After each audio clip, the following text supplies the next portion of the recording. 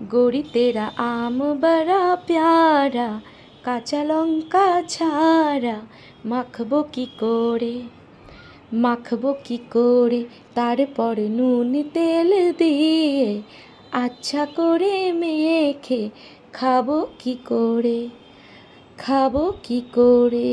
আরে বন্ধুরা, এই আম খেতে নুন তেল লাগে না। কাঁচা মেটে আম সত্যি এমনিও খাওয়া যায়, কিন্তু আমরা তো বাঙালি, আমাদের তো একটু টক ঝাল লবণ চড়তা না হলে তো আমরা খেতে পারি না।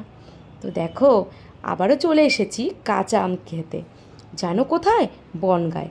বনগাঁয় গেছিলাম একটা কাজে, সেখান থেকে কাজ মিটিয়ে রাস্তার ধারে সারিভাবে রয়েছে কত দোকান, লোভ আর সামলাতে পারলাম না, চলে আসলাম আম খেতে, কাঁচা মেটে আম। আর দেখো, দোকানদার আমার লোভ দেখে বলছে, তোমার লোভটা সংযত করো, এই নাও এক পিস আম খাও।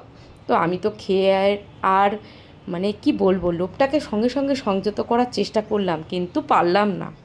তারপরে আমি তো আরাধ্যার বাবাকে দিইনি, পুরো আমটা আমি খেয়েছি। কেননা কাঁচা মেটে আম সত্যি আমার খুব ভালো লাগে।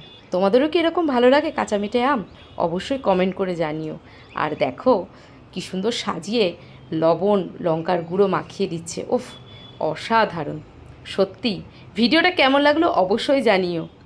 এই দেখো আমি হাতে নিয়ে নিয়েছি, চলো টুট পড়া যাক।